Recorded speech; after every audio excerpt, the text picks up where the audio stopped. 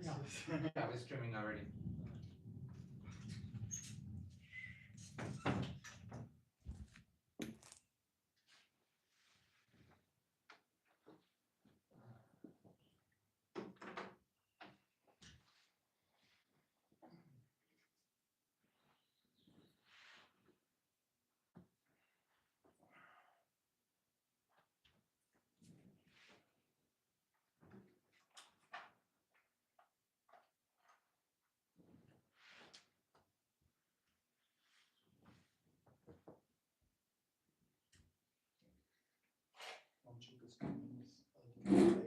With what? With a slight delay. Oh, okay. I didn't think he was going to come.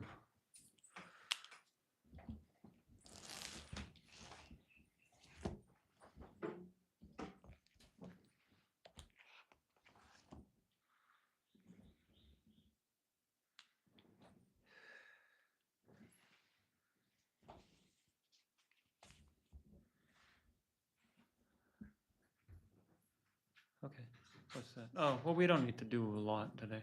It's just a short teaching.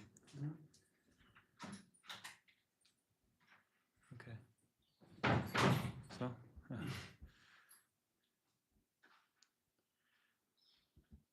yeah, we just do the Sangye Chotsokma, really. It's enough.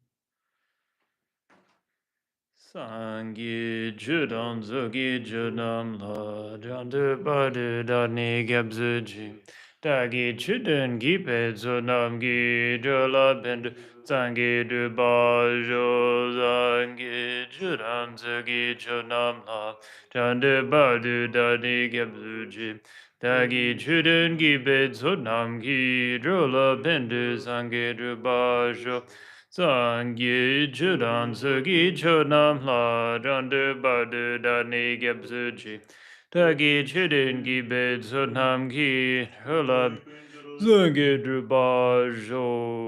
And I'll just do the 7th prayer. Gozungu Begune Jagzalo Hojami Joji Jimalu Bo Tobe Sodede Tamjesha Kebegewa Kuna Jehirang Ko Amato Madu Lekjune Jula Jugi Kolo Korwadang Trowadang Dajingina Dandu Jimbo Home. You can do a mandala offering, maybe it's good. That's all.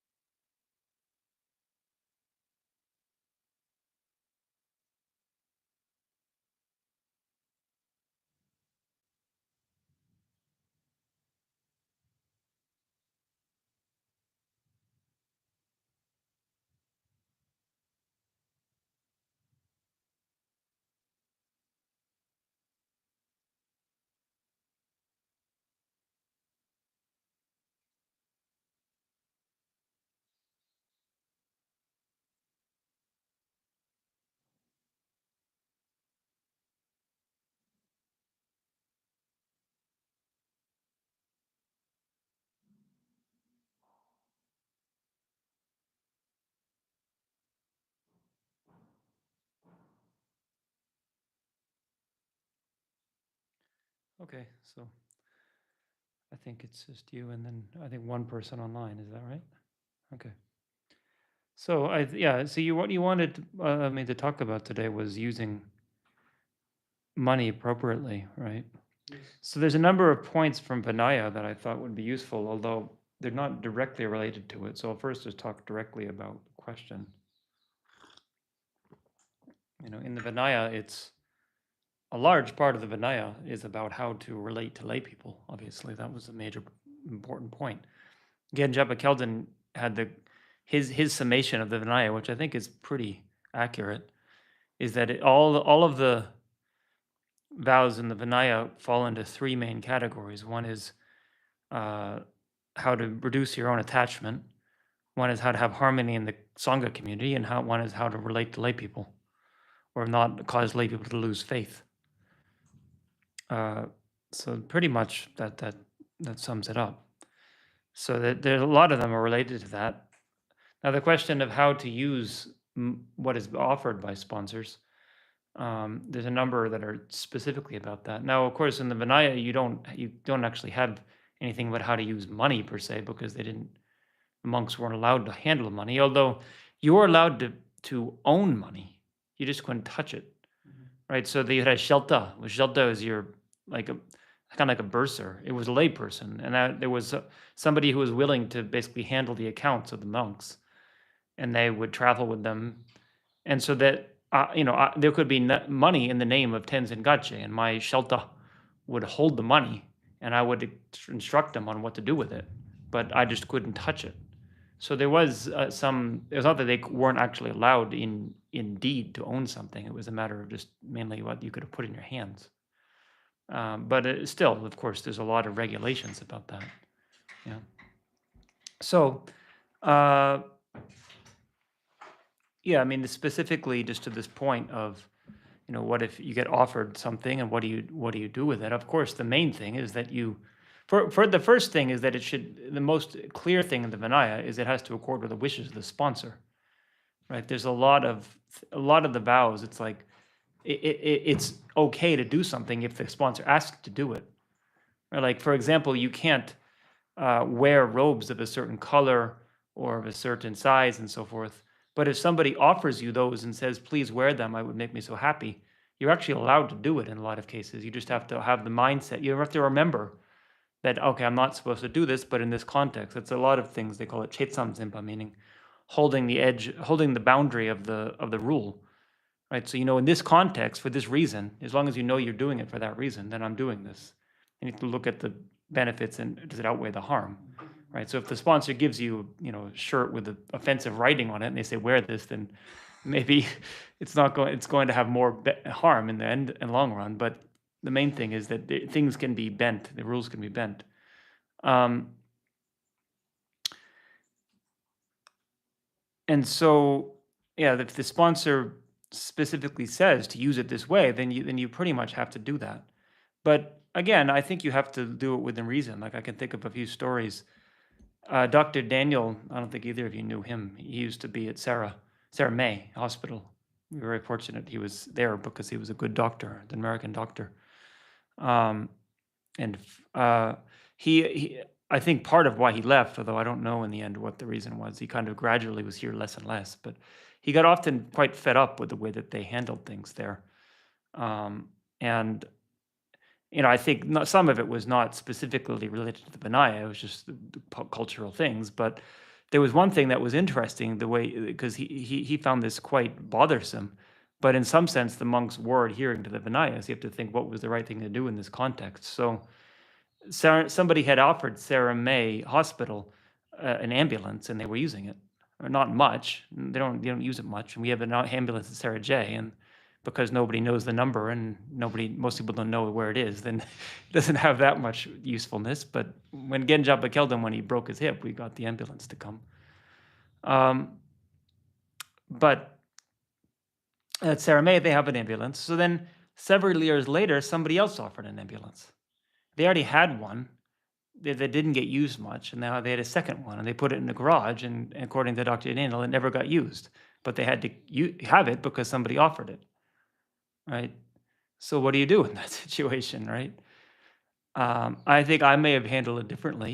You might say to the sponsor, "Look, I really appreciate this. Maybe it would be good to, make offering in a different capacity, or this or that, or uh, try to find a way to use it in a functional way, or whatever." But then just to take the money and then use it and then not actually do anything with it, doesn't seem to me in the spirit of the Vinaya. But at the same time, people are being careful. They want to be careful to honor the wishes of the sponsor. Um, I'd also remember, this is not a monastic thing, but a story I heard from Harvard University, which is in my town in Boston, and they said that there was an ancient, not ancient, but an old building at the school had been offered by a sponsor some number of years ago, and the sponsor had stipulated in the offering, not a single brick shall be moved. So they wanted to now build a causeway between that building and a new building. But how do they build a causeway out of? They have to then knock part of the wall out to build this. A causeway is like a connecting passageway. So they somehow managed through a feat of engineering to build the causeway without actually moving any bricks, right? So they took that quite literally. So it's similar. It's just common sense, I think, that if somebody is making an offering, you have to honor what they ask to be done with the money, or with whatever they're offering. And a lot of the Vinaya vows also, it's about not letting it go to waste. So it's a fault if food gets spoiled, or if the sponsor offers robes and you keep it in a storage for so long that it gets eaten by bugs, things like that. So anyway, as your point of receiving money, we received kunge obviously here. It's the money offering, and I remember early on being really, really careful with that, because I was new monk, and it was a new thing to me to be receiving these offerings. I actually I used to, when they handed out the kunge in the somcha or in the dacha, I'd always put it on my head, like thank you. Not to say thank you to them, but for my own sort of remembering the blessing, right?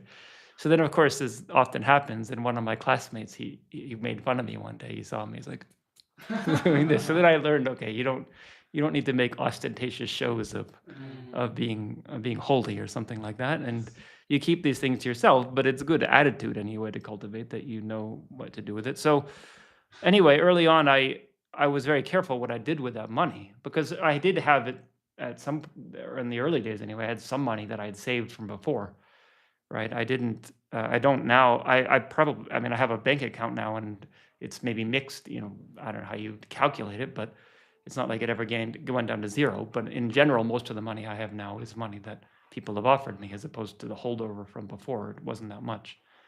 Um, so one thing is, as a monastic, you're not supposed to sell anything, and so I took that seriously. Like, after I was a monk for a year, because I left the U.S. and not ordained, so I didn't sell my old CD collection, music collection. But then when I got back, I thought I should sell it, but I didn't want to keep the money, so I gave away all the money from that. So I don't think I'm trying to remember if I've ever, as since being a monk, used money that I sold something, because I'm careful about that. I think I sold a phone a few years ago. I can't remember what I did with the money, but that's one thing. But in terms of the kunge, so I always kept that separate, and I still do. I still have, it's actually the same wallet that I used to use to store that, and I keep it all in order. Um, but nowadays, I'm not as strict. I'm strict with how I use it, but not as, how do you say, not as restricted. Right? Early on, I would only use kunge money for making offerings, for buying dharma books, things like that. Whereas now I use it for a lot of things, like going to the hospital, or buying food, or just if I take a trip to go to the hospital in Mysore, then paying for my bus and paying for my hotel. And as long as it's all within that context. Because I don't think, in general, I don't do anything that I think I wouldn't want to use that money for. I don't go to movies, or do entertainment, or things that are not in accordance with what I'm trying to cultivate. So in a certain sense, in a certain point, you can be a little more relaxed about it, I suppose. Because the point of the sponsorship, it is to allow you to function as a monk. It's not to, and in some sense, maybe making offerings was actually less appropriate, or to give it away when the sponsor is giving it to me to use for my monastic sustenance, right? Um, but it's good to keep in mind where it's come from and what you're doing with it. So you kind of have to use common sense in that way. There's not one particular rule that you have. Although in the Vinaya, I think a lot of the Vinaya is just, as I've said before, is a lot about uh, kind of advice on particular situations that might not be exactly your situation. But if you read the advice the Buddha gave, you can then be more informed about how he might have responded in a different situation. Be just it's often again sort of common sense, but the Buddha went very good with common sense. Most of it, for some of us, it doesn't come so obviously, um, and so it took, it's kind of, it takes him someone to point that out, that makes sense to do it this way. Also, early on, there's another anecdote. They say in Tibet, like, also they were very strict about things that were offered to the sangha and not using it for non anything outside of the sangha. They actually had very strong beliefs about that, but there was a bit of superstition, it seems too. So when they first came to India, I heard um, they wouldn't feed the leftover food from the pujas to the dogs, or not just pujas, but it's the leftover food of what was offered, because they thought they would die. They believed that if they gave it to them, they would die from the negative karma of taking food that was offered to the sangha. Eventually, they discovered that that didn't happen, um, and nowadays they do, but they do give for them food, but it's good to keep that in mind, right? You get offered food, and then if it's left over, perhaps that's one thing. But if it's like, then you share it with someone else when the layperson is specifically wanting to offer to the sangha, then that is inappropriate, really. As we had this issue last year talking about a lot of the school kids here receiving money and then sending it to their parents. I mean, I think that's very inappropriate, but at the same time, they don't know, and it's very hard to convince. This is why we also have to be very careful how we present ourselves in the monastery, because when the monastery here is wealthier than the surrounding towns, and then these young kids are coming from very poor areas, and you have to explain to them, no, it's not appropriate for us to send any money to your starving parents when the monastery has plenty of money and people are overflowing with what they need. It doesn't. It's hard to make a convincing case for that. So that's kind of shows the interdependence of all of it, that we have to be careful not just of that particular thing, but of in general how we behave, and not get so, you could be very attached to a monk shouldn't be serving lay people, but then at a certain point, then it can just become a sense of like a pride for yourself that I don't have to help anyone. Everyone is just there to to support me. Um, Geshe Losang Ngondrup, he was in our Kangzen. He died a few years ago of stomach cancer, unfortunately. But it was nice to have him in the Kangzen. He was quite different from the other Geshis. He was also one of the few that he had studied in Dharamsala, right? He ordained here, then he went to Dharamsala, became Geshe at IPD, and came back to Sarah, still a Lopal Kangzen monk. But then he learned English there, so he went to school in the West too, and he got a degree as a mental health counselor. And he was working for many years outside of New York City in a mental hospital, um, which to us in Western culture that seems very appropriate. We think of Christian monks and nuns who do that kind of thing.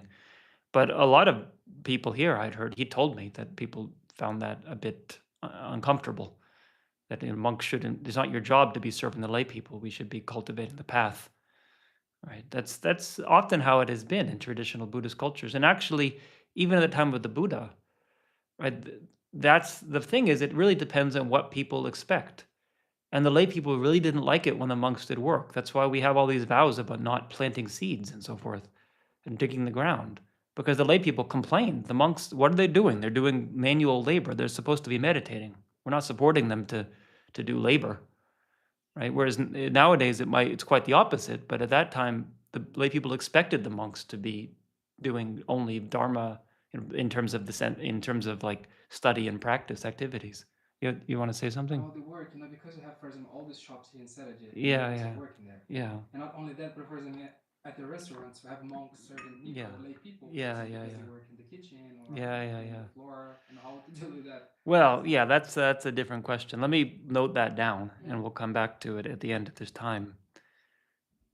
Yeah. There's also one specific question I think that would be great to address Okay. within the time we have. Okay. And it's if you're given something with an open purpose, and so these Mm-hmm. are like, this is a certain one, please use in the best way possible. And Mm-hmm. then how do you assess what's the Mm-hmm. best way for like this semi-open-ended offering? Yeah. Either for this or for that purpose. And Yeah. Yeah. So, okay. Actually, I need if someone has a watch or something, so I don't yes, keep track of time. But I made some notes about some points of the Vinaya that might be useful just to think about this in this context, and then I'll come back to your questions. So as I said, there's a lot in the Vinaya about interactions with lay. So there's the within the Gelong Gitungwa, right, the downfalls of the Gelong. Then specifically they say there are 27 that, or 35 that arise from interactions with lay people, right, and in different contexts. And some of them have to do, quite a few of them have to do with requisites, right? Some of them are not specifically related to that, like not not traveling with a criminal, or not not watching a war, or staying with the army, right? Things like that. So those are different contexts, but those are also about lay people. But in terms of ones that have to do with requisites, there's quite a few. So just for example, in the pangtung, right, the one which means that you have the tungche, means it's a downfall, right? So that's kind of the middling.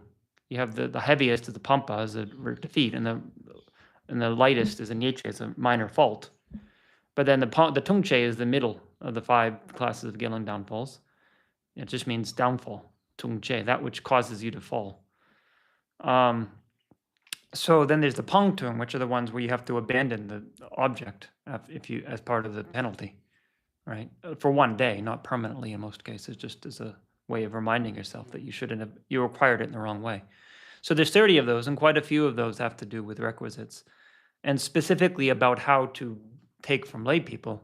So in the first group of 10, you have long tang, long rik, and then rintang, soso, korwa. So there's 5 in the first set of 10.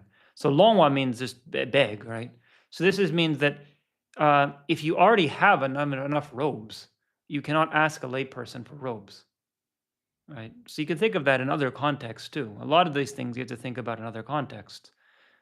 If you already have something and you don't need more of it, right? Like one of my classmates said, a phone for it, right?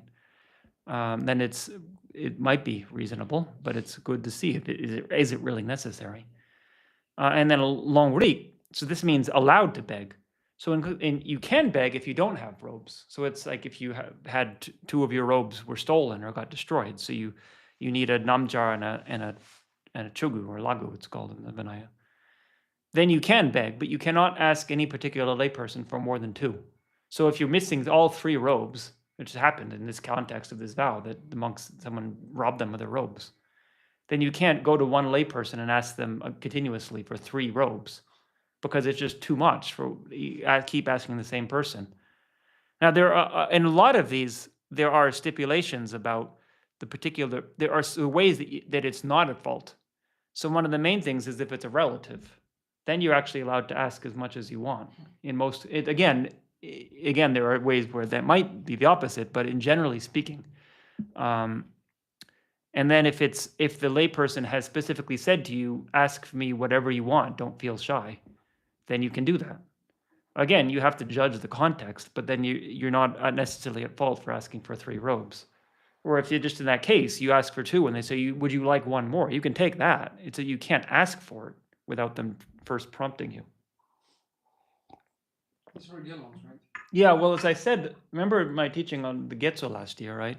So you have, among the Gelong downfalls, you have 36 that are long day for Getzo, right? You know, in the Sojong, you recite that, right?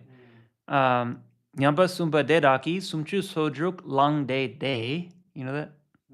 You know Not what? by heart. What? Not by heart.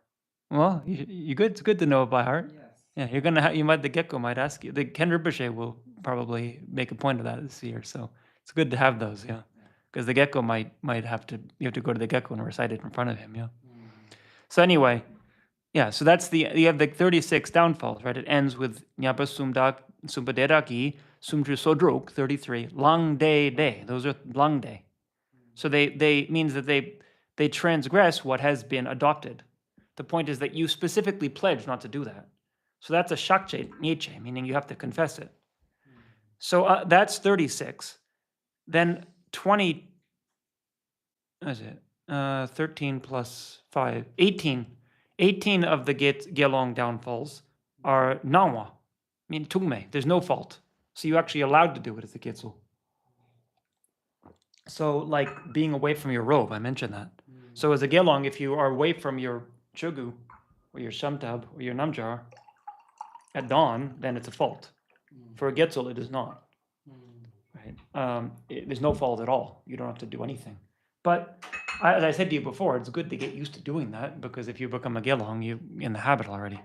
Right? I've only one time as the Gelong been apart from my robe, and that was by but not my choice, right? I mean, the monk at next door, right? He got sick. I had to go to the hospital, and then we had to stay there.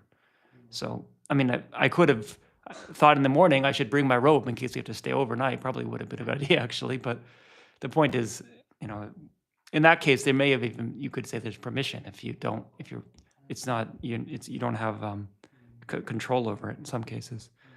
Anyway, so those are you're allowed to do certain things, but then the rest of them, which is most of them, right?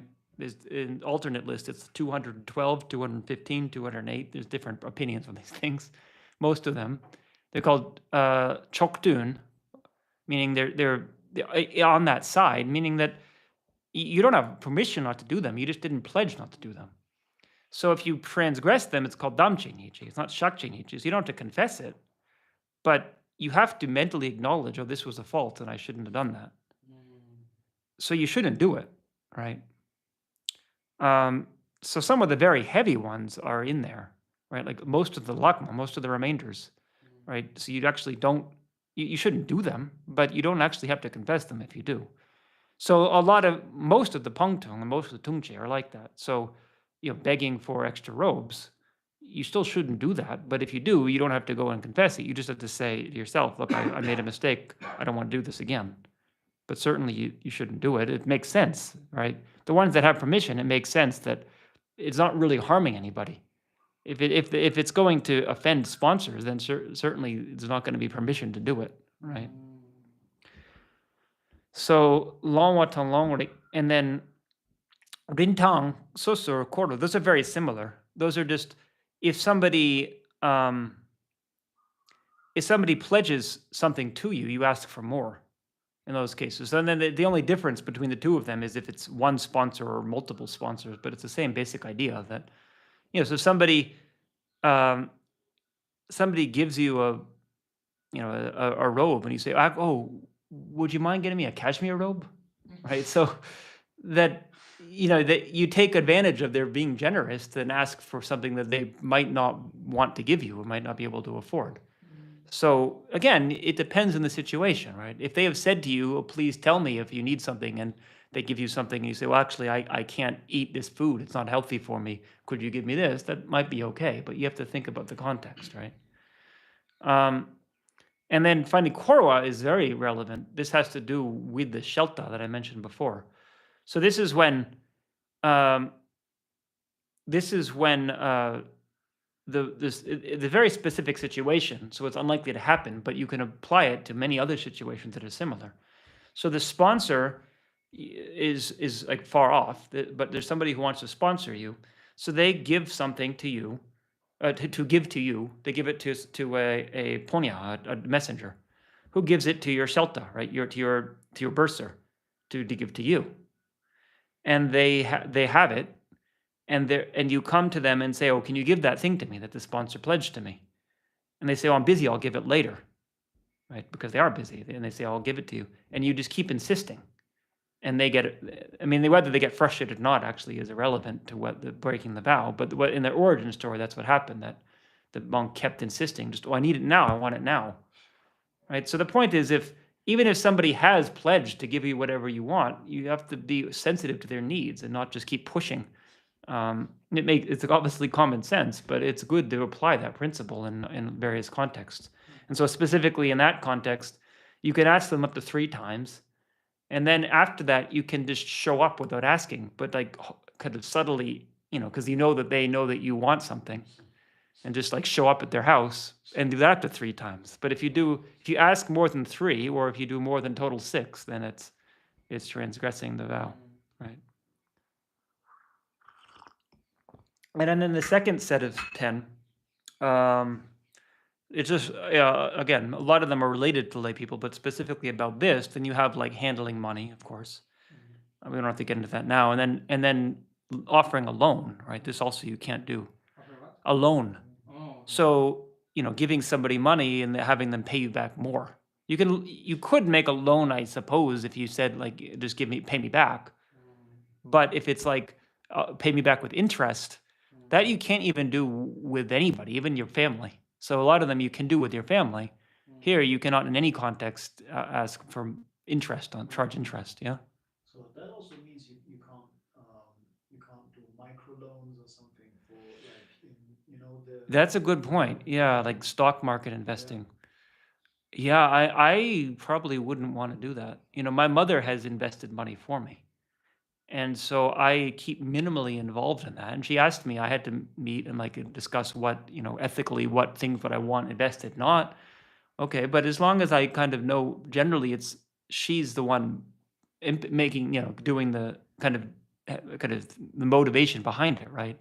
I wonder how I would feel about doing it myself. I mean, in the future, if she's no longer around, I'm gonna have to handle it myself. I'll see what I do. I'm not sure, but it's something to definitely be cautious about. Yeah. And if she had just given me the money, I probably would have just invested it put it in a bank or something rather than. And I think that's, if they're giving you interest in a bank, I mean, that's sort of okay, because it's not really a salary so much as it's just, that's standard how banks function these days. But I think, if you're like trying to play the stock market, especially, then that's kind of going a little far. Because the next one is, as I was just going to mention, the next one is selling and buying, right? So that kind of makes it clear anyway. You should not buy something and then sell it for a higher price. So you basically shouldn't be involved in business. Now, again, this one also is not allowed with your family, but it is allowed in one context. It's interesting because again, you can see that things are not always so strict in the Vinaya. They're fluid, especially the Mule Savasta Dvardhan Vinaya. I mentioned that. I think I mentioned in their previous talk. In Theravada, they're more strict with a lot of things, but here, so it's one of the examples that's given of something where if it's going to cause you to break your ethical discipline, you actually are obligated to engage in this practice. So the example that's given is if you really like destitute, and your only option in order to support yourself to get something is to steal or to do business. You should do business. It's actually a fault not to do so. I think it's not that you can't support yourself. You have to pay somebody back. You owe somebody something. And so you're left with, what do? I either don't pay them back, I steal something, or I do business. You actually should do business. So again, you have to think about context. Where might that make sense, right? But it's good not to put yourself in that situation in the first place if you can. But it's not like there are only a few that are like blanket in any context. You can't do this, right? Or most of the things in different contexts depends. But generally speaking, the attitude is you're not out to make a profit or to do things in order to, because the reasons given are for the loan anyway. The reason given is that it becomes the cause to steal, right? You're just thinking about making a profit, and then eventually you start thinking about taking more than you deserve. But also that, especially with the selling and buying, a lot of the faults. The reason is Jontan Chawamama. It says many purposes, many pursuits, many activities. It's just a lot of work that you could be spending your time doing dharma practice. You spend your time thinking about your investments. So that's again why in my context I let my mother deal with it. I try not to really think too much about it. And if the stock market is plummeting in America, okay, well, if whatever. I mean, if I try not to be too attached to, okay, in the end I'll get this or that. If I happen to come upon it, I do. What were you gonna say? For example, in this case, the business or stealing. For example, if you're in the, I don't know, a poor area with no options, and the only option is like or stealing or, for example, working, killing, I don't know, cows. What to do in this case, or working, killing, I don't know, animals. I don't know. Yeah, well, that's one of the ones that doesn't have permission, killing. So in Right. this case, you have to steal. Well, no, you don't steal, you don't kill. You kill. You just. It says in the Vinaya, if your option is kill somebody else or be killed, then be killed. And it says is permission, right? Because in general, actually, you should stop yourself from being killed. Right? In the Vinaya, suicide is also a bompel, right? It's a very heavy action. But in that context, you have permission to do that. It says because. They say, what is it? The example that's given is somebody kidnaps you and somebody else, and they say, I'm going to kill one of you.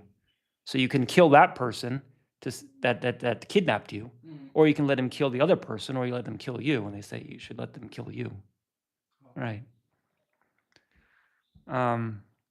So yeah, the same thing with that. In no circumstance do you resort to stealing or killing. A human, obviously. I mean, if it's a human, it's a defeat. But even with an animal. Now, with that, I mean, I see them bending that rule sometimes, and I think sometimes it's reasonable. Like when they spray for mosquito things here. I mean, I think also it may not be done. It may not be necessary. I wonder, but there really is dengue fever, and it's threatening to both the monks and to the local people. And it's maybe a government regulation that you have to do the spraying for mosquitoes, right? Yeah, I mean that. Yeah, I don't know, but so there, it's more a question of it's not permission, but the point of permission is if there's permission for something, then you can do it without confessing it. There's no fault whatsoever, right? So if you have to kill mosquitoes to save somebody, maybe you do it, but then you have to confess it, right? It's not like it's just permission where there's no fault at all. There's a fault, but you have to think about what is, especially in terms of the bodhisattva vows. You actually have the vow in the bodhisattva vows that you should transgress your Vinaya vows if it's going to benefit someone, and if you don't, you're breaking your bodhisattva vow. Can I ask Yeah. something? I was just thinking sometimes this is very tricky. Like in a situation, theoretical, either you get killed or somebody else gets killed. Yeah. And if you were like honestly thinking about, okay, what happens to the killer? Yeah. Because if he kills a monk, it's probably heavier for him Yeah. than if he kills a non-monk. Yeah. But then you have to be so careful with not like thinking, okay, I'm thinking from his side, but you're also getting the benefit of you not being killed. Yeah. And then it's very easy. Well, yeah. I mean, again, in terms of the Vinaya, it's very clear. You can't do that. Right. The bodhisattva vow is different, right? So there, you do have permission. Although it says so, like specifically the Nyeche, right? One of the Nyeche in the bodhisattva vows, right, is Ningje. What is it? Dingje chena migeme, right? So, not doing non-virtue when compassion calls for it, basically is the point.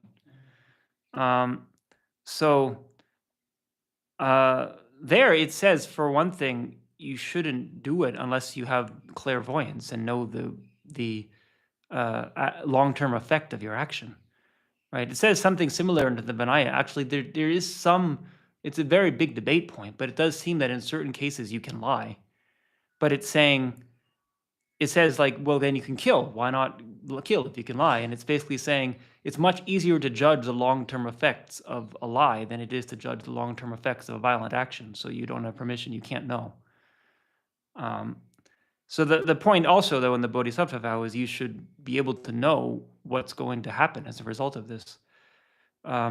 So one of the classic examples in Tibet is of Lalangpal Gyaltsen, right, who assassinated Lung Dharma, right? He was a monk, but he gave back his monastic vows before he did that.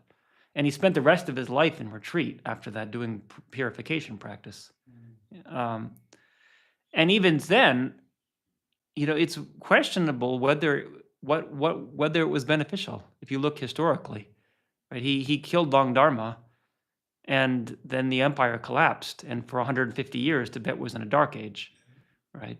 I mean, maybe that was going to happen anyway, and maybe it would have been worse if he had stayed alive longer. I don't know, but the point is, that kind of thing. I mean, I think historically we look at assassinations, and sometimes people might do that with a motivation of thinking I'm benefiting, but it's rarely the case that assassinations are beneficial for the country as a whole, even if the leader is a negative person. It often has all kinds of effects that people didn't predict, right? So it's similar, just with some more minor things. It's very hard for us to know. Anyway, we're getting a bit off the topic here, but maybe it's helpful.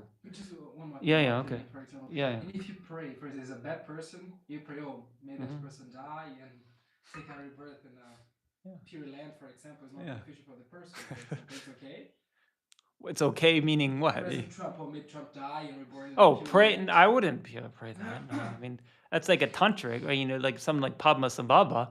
You see that them doing, they call liberating, right? Jordral, right? That's the literal interpretation of the tantric teaching on liberation. So if you're somebody like Padmasambhava, who really has the tantric power to project their consciousness into a pure land, and know you can do it, maybe, but otherwise it's probably not very helpful, all right? Yeah, I mean, somebody, I don't want to make political statements, but yeah, certainly there are politicians that I don't support. But I always try to see the good in everybody. I mean, I think I heard Martin Luther King was very good at that. I think it's a very nice lesson. It says that he always, even his political enemies, he really tried to see them in a good light, and to see that they're also on their development, and this is where they are right now, and to help them to maybe move forward if they're having some kind of obstacle, rather than to see it as something to eliminate, right? And that was very effective too. Like they say, when Robert Kennedy was one of his early enemies, not enemy, but somebody who was opposed to him and was creating obstacles, and he was having a discussion with many of his his colleagues, and they were just bad mouthing Robert Kennedy on, and says finally he smashed his fist on the table and says, "Look, does anybody have anything good to say about this, our new Attorney General?" Right? And the result was, he actually had developed a good relationship with him. It was always a bit tense, but he was able to. Yeah. So the thing that somebody responded, and when he asked, "Does anyone have anything good to say?" he said, "Well, I've heard he has a good relationship with his priest." Right? Robert Kennedy was Catholic, so he said, "Well, that's going to be our inroad, and that's how we're going to make a connection with him." And that's how they did. They were both religious people, and they both cared about poor people, and they were able to find common ground. And so with anyone, not ignore the bad side, otherwise it's just. It doesn't mean to be naive. That's not the point, right? Absolutely not. But if we exaggerate the bad side, right? Everybody has Buddha nature, right? You have to remember that. And a lot of the things like some of the political things that we see, they're not entirely bad, right? We don't agree with their political side, but there are very few politicians who just come into office purely to harm people, right? So we have to be able to. That's what politics is about, right? That's the whole point of a political system. It's to transcend the use of violence as a way to solve problems. We solve problems by debating and by accepting that other people have different opinions about things, and then we can try ideally the one who has the better idea will win out in the end, even if the person they try out a new system and it fails. So people say, we don't want to do that again, right? Rather than taking it into my own hands and saying, I know I'm going to kill them. Well, then that's just going to, the next person is going to come back and kill the next candidate. And then it just becomes this whole cycle of violence in politics, and that destroys the whole system, right? So, yeah, we're a bit off the topic now, but again, if this is helpful, it's not necessarily a bad thing. So we were talking about which of the pangtung, the downfall with forfeiture, which of them are relating to lay people. So just a couple more. So there's Lungtet Solwa, which is searching for an extra bowl. It's very similar to the one of searching for more robes, except the only difference is it has no permission, even with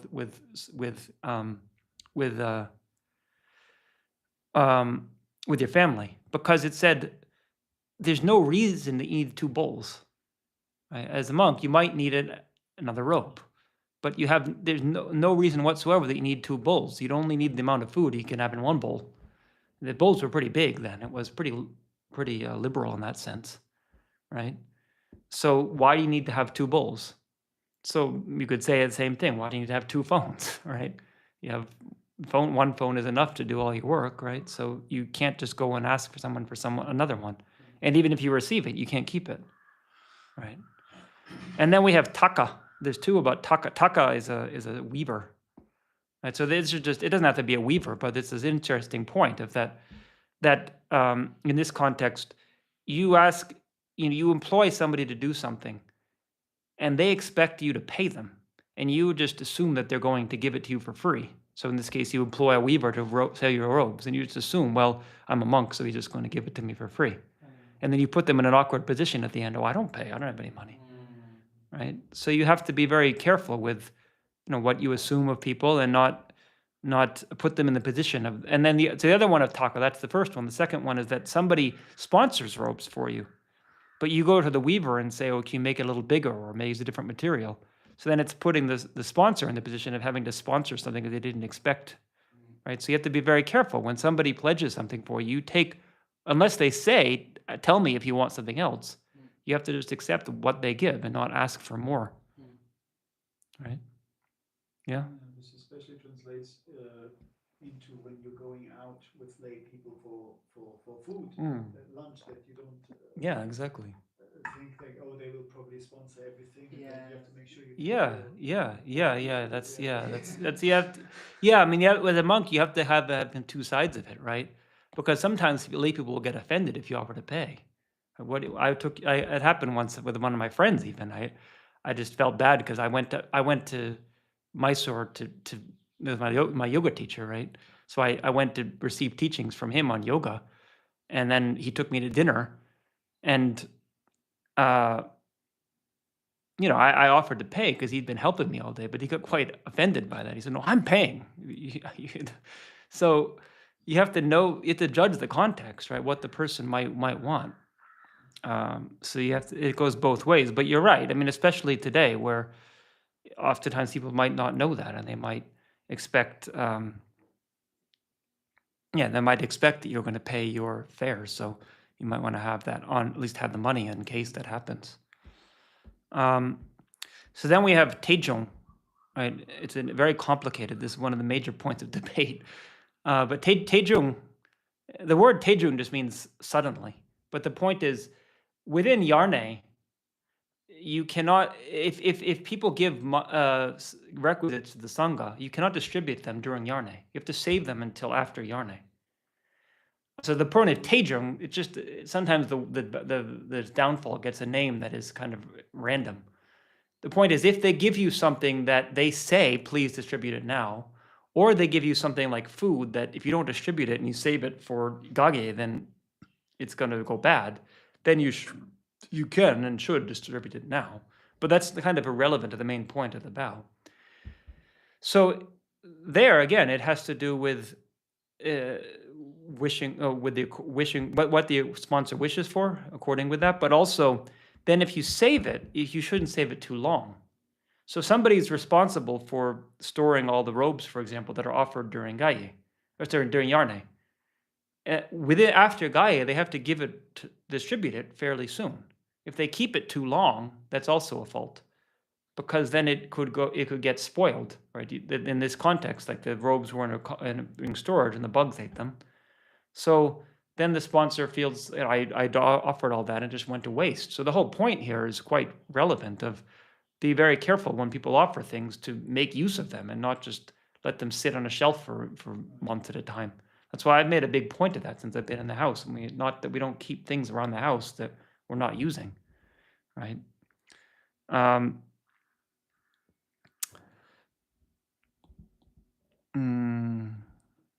Yeah, okay. Something else I was going to say there, but I forget. What were you going to say? Something? No. Okay. So then, there's a couple more, but one of them, I can't do all of them, but one of the most important ones here is also Ngugyur. Ngugyur is one of the Pangtung, so it's 29th to the 30th. So we're getting to the end. So Ngugyur means changing the dedication. So this means that a sponsor offers something, and you encourage them to change who they offer it to, which in this context, it's like somebody is offering, for example, they're offering money to Sarah in my house, we could say, and you say, why don't you just give it to me? Right? So you're not stealing, you asked, right? And then they do. But the point is you're redirecting their sponsorship in a way that's beneficial for you.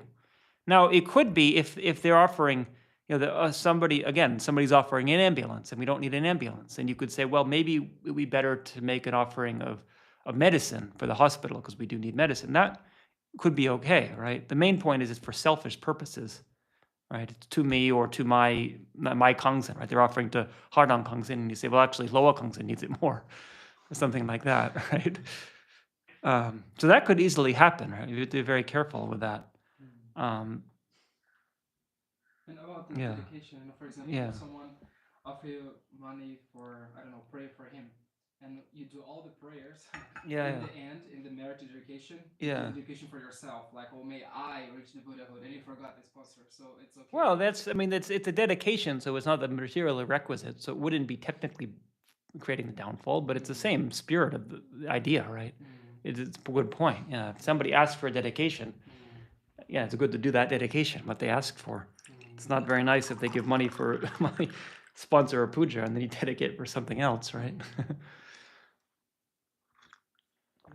I'm not sure how much time we have, but the one question that was a little bit on my mind is, if you're given some leeway and you're asked, oh, what do you think would be the best? I have this certain sum, and what would be the most beneficial? What is most needed?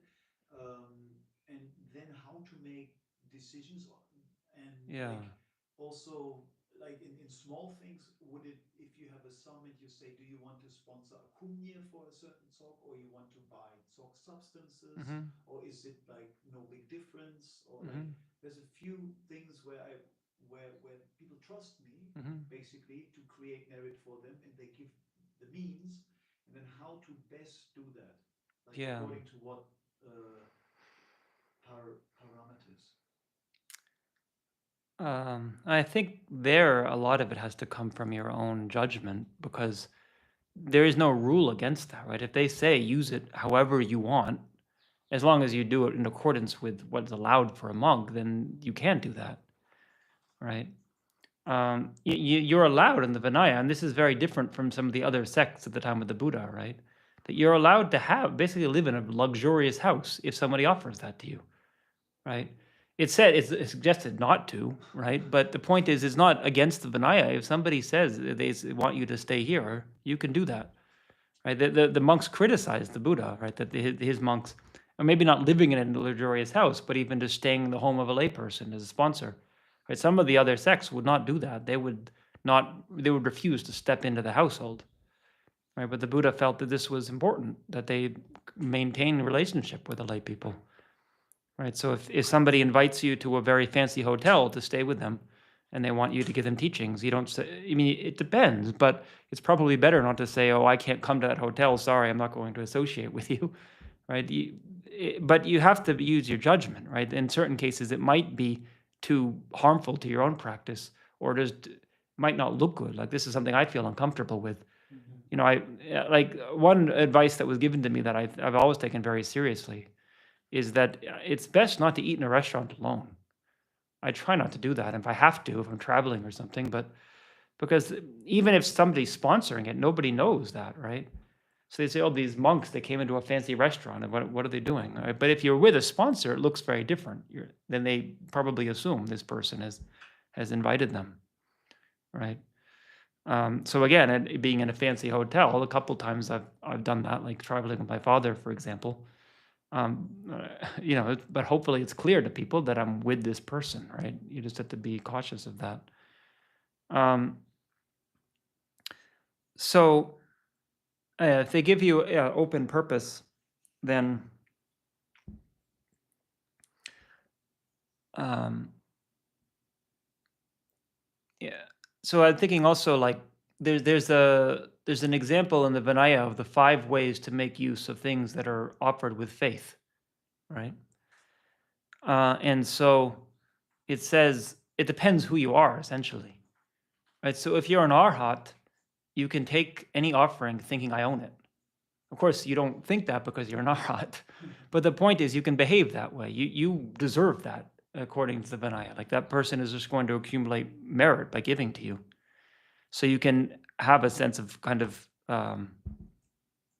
permission to take whatever you want, as it's given, obviously. And then if you're an Arya being, but not an Arhat, then you have the sense that you take it, taking and giving, right? So like they gave it to me and it's mine, and okay.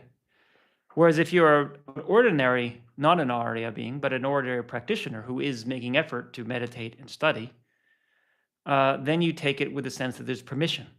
So although I'm not worthy of this offering because I don't have realizations, the Buddha has given permission for me to receive these and have that mindset that in this context I can take this and use this. Just be very careful what happens in your mind when you're using it, right? When you're taking it. If you have broken your root vows, then it says you receive it like receiving a hot rod, like heat, a rod, a piece of metal that's been put in a fire. Right? Basically, the point is you shouldn't take it. You really shouldn't be a monk anymore. But if you're taking it, then it's just creating very negative karma for yourself. If you're lazy, this is maybe more relevant to some of us, like. So if you're just not making much effort in your study and practice, then you receive it like taking a loan, because you're going to have to pay the karma back in the future life. Ken Rinpoche, he talked about that last year. He gave a talk about, that if your monks are not practicing, then really every time you receive offerings, you're just creating more and more a debt for yourself that you're going to have to pay back in the future. But then it goes on to say, and what I was saying before, that if you're Gelong with pure renunciation, then it's appropriate to have the finest clothes, the finest house, and as many. So go down and robes and all these things, right? It's all okay. I mean, it's not that you should ask for it, but if you receive it, if you're not attached to it, if you have pronunciation, it could be okay. Again, you have to look at the context, but it's not allowed, right? It's not that you just blanketly can't have nice things. Now there is like zupa, not zupa, supa. Supa is one of the tungje bashik, right? So it's not a forfeiture, but it's one of the solitary, it's called, or of downfalls. Where that is where you go into a sponsor and they give you a meal and you ask for something better, or like so basically it's like you specify what you want and it's like something very nice. So the examples are given are like meat and thing, and so they give 10 for the gelongmas, right? Shodang or marda. So like it's basically like things that were considered nice at the time. So yogurt, milk, meat, and then oil, and then sesame oil, different kinds of oils, and then honey, molasses, and meat, dry meat, fish meat. So the point is basically it's anything that is considered like a nice food, and you specifically say, oh, I don't want this, I want that, right? So you shouldn't ask for something nice. But if they give it to you, you're allowed to take it. There's no fault in that. Again, is in most contexts, right? And also then there's ones like not taking again and again, right? So this is useful, right? So like the point is if you beg from one sponsor today, you can't just go beg from somebody else, because the first person might get offended. What I gave you wasn't good enough, right? So like somebody takes you out to lunch, then you let someone else take you out to lunch, right? The first person might find out that you did that, right? It doesn't mean you can't have more food, actually. It just means that you you have to be careful how you do it. Like you could go back to the monastery as long as it's before noon and take food that someone else got from someone else, but you don't just go into 2 different sponsors' houses. And also taking too much, right? So if you're invited, you can do that. They say take more, but you can't just keep refilling your bowl, taking too much food, because people are going to be offended by that. So anyway, as to your point of how to assess what's the best thing to do with it, I think as a monastic, you really just have to think, what do I need to survive as a monastic?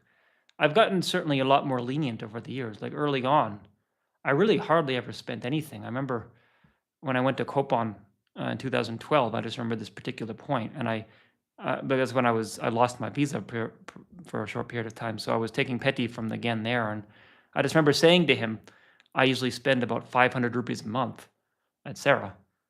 I don't know if that was true, but I guess, yeah, because I hardly ever spent any money at that point. I usually just, I ate the monastery food or the house food. I was too strict about it, right? That's what I later learned, is I wasn't eating properly. I would not buy any extra kind of food. I never go out. I didn't have a phone, so I really didn't have anything to spend money on. So I was very, very to the point of like, the only things I buy basically are Dharma books for my study, and there's things that are very essential. But over the years, I've come to see that it's okay to buy things that are necessary, not just immediately necessary, but I spend quite a lot more now on medical care. As I mentioned, yoga. I mean, I've spent quite a bit of money to get yoga lessons, which have really benefited me. And then I don't spend that much on technology, but I do have to buy certain things, and just trying to think what else. And then doing retreat, for example, like at that, and those in the early days, I did retreat in the house. I never went out anywhere. Whereas now, the past from 2016 up till this year, then I was always traveling and doing retreats. So buying travel tickets and buying, sometimes having to pay for the place where I stayed, not always, for the food. So I felt that was okay. This was more beneficial than just not spending anything. If I have the resources and people are willing to give it, there's benefit in what I'm doing. So in benefit in taking care of my health, right? Early on, I mean, I think in some sense, I'm still feeling the effect. You can even hear my vocal cords now, right? I'm feeling the effect of being a bit too strict early on, right? I really got pretty sick. So you have to be reasonable about taking care of yourself. But as I said, I've never, that I can remember, bought anything that I thought was completely irrelevant. That's what the Buddha always used that phrase. Is it connected to the goal? When he said to monks, what you're talking about, what you're doing with your time, right? So if you can justify that it is, which, if you have that motivation, it can be. And so even if it's not directly going that way, but it's, you could pretty much have an idea of what am I doing? What is the purpose of what I'm doing, right? And how is it connected to that? So as I said, things like entertainment, things, I mean, I can't even think of good examples, I guess, but like, when monks buy things like chewing tobacco, I mean, it's hard to justify, even if it wasn't a health issue, it's like, we'll just think, what are you doing with your sponsor's money? Even if it's just purely, even if it had no health problem, it's not beneficial for you just because it tastes good, right? So then it's a question of like, how is that useful? But it's obviously also, since I've had students like Tokme especially, right? So sometime like last year, he wanted me to take him out for his birthday, and so I did. And I used actually money that had been given to me by somebody specifically to use for him, right? So I wouldn't do that. I wouldn't take myself out to a nice restaurant on my birthday. But I thought, if I treat him well, I think will become a good monk. So you have to think a little bit more, it's kuyangpo, we say, more open-minded, that it's not, they don't have to be so strict and tell them, oh, we can't do this. I can't take you out because it's not a good use of sponsor's money. I think the sponsor would have been quite okay with that, right? It's just a child, and allowing them to feel happy and a little more relaxed in the lifestyle. So also for yourself, but I think you got to be careful not to go, because I sometimes hear people saying and things, and it seems to me that they're just justifying their behavior. But if it really is helpful to you to do something that, like go to the zoo or something in Mysore because it's just helpful for your mind to get out of this context, maybe it's okay, right? Maybe it really is beneficial, and you can see the effect on your mind afterwards, right? Rather than being so tight.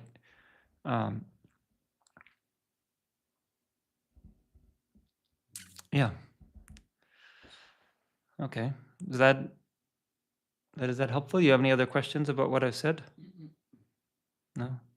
Yeah, I mean, you asked early on about the restaurants at the monastery and so forth. I mean, yeah, I don't want to comment on that on video, but it's part of the idea is that it is raising money for the monastery, and again, it depends on the context, right? So nowadays, people expect that. Like I met somebody last year. It was interesting. It was a friend of mine in Mysore, and he was asking. He didn't know anything about monks, and he was a businessman. And he was saying, what do the monks do there to support themselves? And I was saying, well, we have sponsors, and then we instead they do shabdans. They go out and do pujas for lay people. And he seems kind of glazed eyes, like this isn't impressing me. I said, oh, and the monastery owns a hotel in Delhi. They get money from that. He said, that's really good. They're finding ways to support themselves, right? So it's quite the opposite nowadays. People expect them to be doing something to pay their own way, right? My friends back home also. Yeah. Yeah. And of course, early on at Sarah, they were plowing the fields, right? For many years, a lot of the monks, they would have shifts and have to go out and plow the cornfields, right? That's the only way they could survive. And people liked that. When they look at the history of Sarah in India and see that they really worked to support themselves. They didn't just expect someone else to come along and support them, right? And I think also the hospitals here, it is nice that they don't seem to have any policy in the hospitals that you have to be a monk to come in. You get a discount, but there's many local, even Indian people coming into the hospitals. I think that's very good for the monastery. It's good for their relations with the local people. Yes. So as you said about like serving food to lay people, I mean, that is a question, right? There was one monk who lived in this house many years ago who was quite critical of that they give the monastery food to the lay workers. But again, I mean, I think you could see it as being more kuyangpo, that it's part of they're serving the monastery, and the sponsor. I don't think it would be out of accordance with the sponsor's wishes that the monastery uses some of the food for people who are there serving the monastery. As long as you're not opening a soup kitchen or something, then you might want to ask the sponsor first. Is it okay if we just distribute all this food to people outside? But the water also, they have water in the kitchen set up. Yeah. And the lay people can come. Well, they do pay. There is a price, so it's pretty cheap. It's one rupee a liter, right? Oh, it's like in the concept. Yeah. Yeah, I think it's actually important for the lay relations with the lay people, because as I said, the monastery is much more wealthy than the local people, and so it is actually quite a point of tension. So the fact that they do some things that the local people can see as beneficial is quite important. So you have to look at the context with all of these things.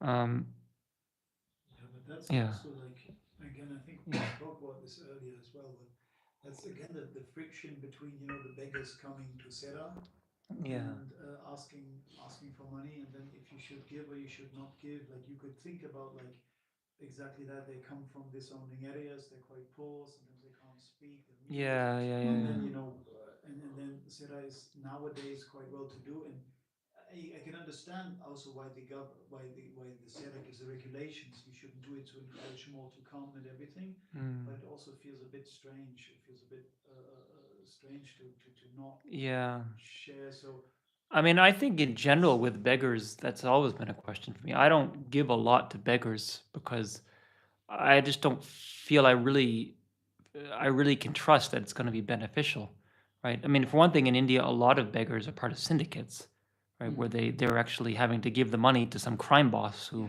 is sending them out, right? That's why, in general, the Indian government discourages begging because it's feeding these large crime syndicates. So I try to give to charities or things that I know that the money is going to be beneficial. I do try to give occasionally to beggars just to make the connection and not to feel like I know I can't give you anything, but I try not to make that a major source, a major point by practice generosity, because I think it's very important to be wise about what you're doing. Is it beneficial? I was just thinking the other day. I mean, I think I may have told you people about this story. I don't know. I said it in teaching a few years ago. I don't think either of you were there, but there was a crazy woman who was hanging around here for a while, right? And at first, when I saw her, I was quite frightened. I mean, she looked very threatening. She was pretty crazy. I mean, when I first saw her, she was banging a large stick against a pole, right? It was it's pretty volatile situation, right? But then a few days later, I saw her again, and I felt, oh, I wish I hadn't been so, had that reaction, even though it wasn't like I did something to her. But so I thought I should give her some money, right? But then I did that, and then she grabbed my Zen and tried to steal it. And then for quite a while, she was harassing me. And I was thinking about it recently, and really that really wasn't a good decision, right? It's not good for the monastery to be, to be getting these connection with people who are really mentally ill. They need help, right? But that's not, just giving money to them might not be the best solution for them, right? So again, I mean, occasionally to give some just so they don't feel bad, but I try to think about what's a more constructive way to help people. And of course, then as a monk, that is your final motivation. That's why I'm a monk and not involved in some kind of charity work in general. And it's something I considered when I was younger. Or not just charity work or being a doctor or whatever. And not that that's bad, but I ultimately felt the most beneficial thing I can give to anybody is to become enlightened. And it's very limited, my ability to benefit people. So remember that motivation. And so within that, we use the money we're given is mainly to support our path in that. So if all the money of the given to the monks just gets distributed amongst the local poor people, and the monks neglect their study and practice, then it can be, how do you say, it can be counterproductive, we could say. So you have to balance it, right? You have to really see what is more beneficial. You don't want to be too closed off and too unwilling to help. And somebody like Mother Teresa they're doing, and it's made a much better reputation of monastics in general. But even in that case, you see that it was coupled with a lot of intensive spiritual practice, right? It wasn't just purely charity, right? I mean, in Mother Teresa's case, she was a nun for 20 years before she even started doing that work. And then even when she did, they were very careful with their cloister, right? They had the cloister where the nuns all assembled over, at the end of the day and then in the morning. And they wouldn't let lay people in. They were very closed off in that regard and kind of keep this tight spiritual community. And so you have to just kind of let yourself be overtaken by other values, you could say, right? Be very certain in your particular path as a monastic. And as I said, like someone like Geshe Losang Wondrup, that's excellent what he was doing. But again, he was a Geshe, right? He was very stable in his practice. Otherwise, it's very easy to lose your focus. And Jampa Kelden early on, actually, I remember when I was a young monk, I was often quite antsy about this, and like I need to be doing more to benefit people. Looking back on it, it was just silly. I mean, I was just a young monk, right? I needed to learn how to be a monk. But I wanted to work in tree in Bodh Gaya for over the winter, right? Doing volunteer work, the local poor people. And he didn't say you can't do it, but he said you should really think about, is that going to be most beneficial in the long run? I'm very glad. I'm not glad I didn't do it per se, but I'm very glad I did retreat in the early years during the break time. I think in the long run, that's a lot more beneficial. I'm not trained as a nurse. I wouldn't have had that much to offer to them, right? And if I just spent all my time that I could have been in retreat doing volunteer work in Bodh Gaya, I never really would have cultivated the understanding of how to do retreat. And then I can't teach anybody how to do that. And then people are looking to me as a monastic, expecting I might know something about meditation if I haven't cultivated that. Again, it's not to say nobody should do that. And Lama Zopa Rinpoche sometimes it's assigned his monastic students to do that kind of work. It really depends on the person. But I don't think you should feel that we should. We have to. And I think especially when we're at Sarah, it's so rare to be a Sarah monk, and a Westerner at Sarah monk, and Sarah, right? Look at the number of people in the world and how many are here. So if you can put your energy into this and be successful at this, you're going to have something very unique to offer that other people don't. So it's worth considering that as it's not selfish per se. Like one of my classmates said to me, from his own study, he's one of the best students in our class, and he was saying that his understanding of the Bodhisattva teachings is that Bodhisattvas on their early stages of the path can appear very selfish because they actually have to mainly focus on their own cultivation. It's only in when they become much more advanced that they're mainly actually working for others actively. Of course, the motivation is for others, but most of their time is spent in Tusong Gom Sum, right? Study, contemplation, and meditation.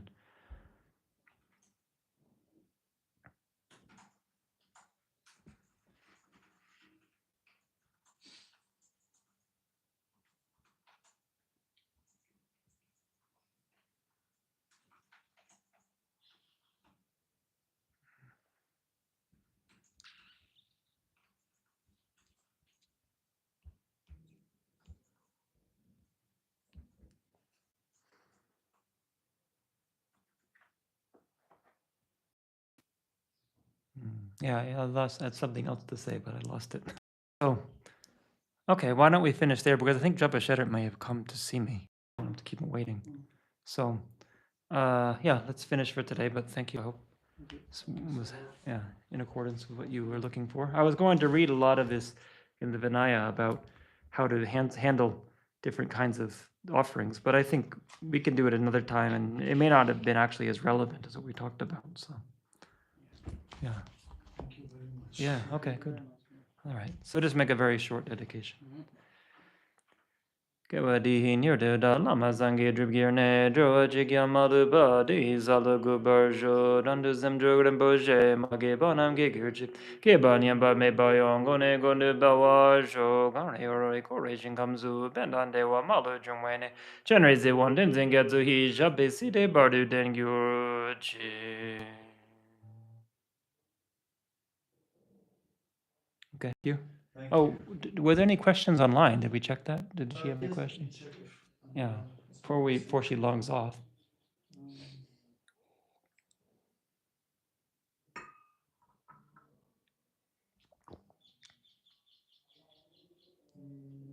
Nothing yet. Okay. Anyways, if you're still here, you're welcome to send questions later.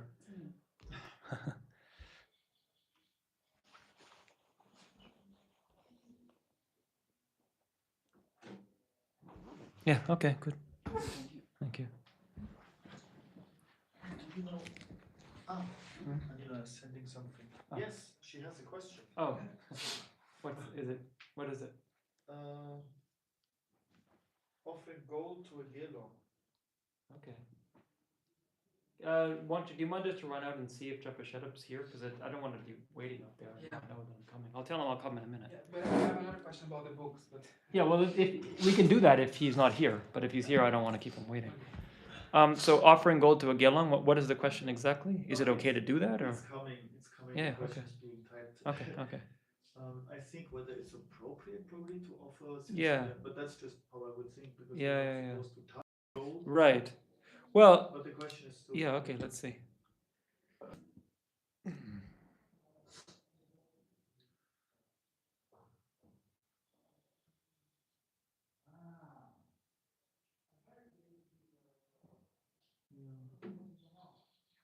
But then it's probably also important, like if you want to decide what to allot something to, what's with the best intention.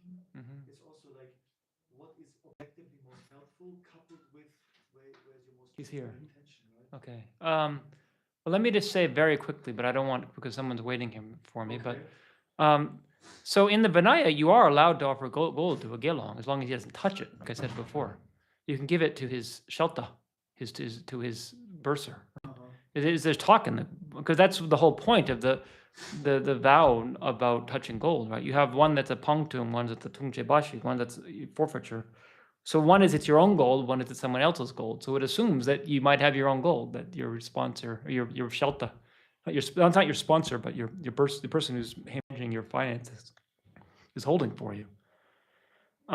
So it's not necessarily inappropriate, but if you just hand a gelong gold, knowing that they aren't supposed to touch gold, it's probably better not to do that.